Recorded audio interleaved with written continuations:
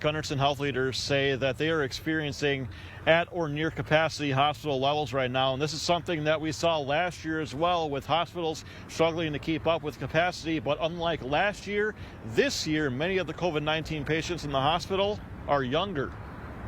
In what is being called a dire situation, Gundersen-Health-System in la-crosse is operating at or near capacity with both COVID and non-COVID patients. The main reason, the rising cases, particularly the Omicron variant. We are expecting an onslaught of cases over the ensuing 4 to 6 weeks for sure.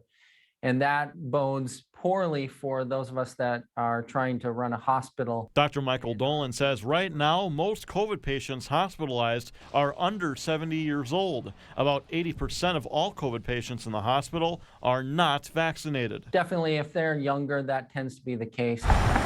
Mayo-Clinic-Health-System in la-crosse is also struggling to keep up with patients in its hospital.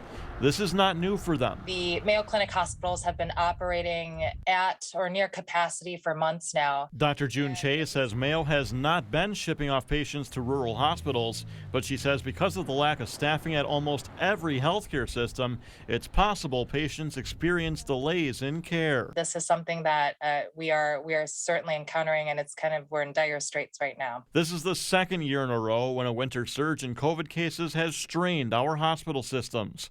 Dolan says most pandemics have a 3-year cycle and doesn't expect winter surges to last forever. I'm expecting probably another cycle, another yearly cycle, and then hopefully by that time we've got enough people vaccinated. But at the same time, influenza cases are also rising, and Dolan says capacity could get even worse before this winter surge is over. We are going to be overwhelmed here if something doesn't change drastically.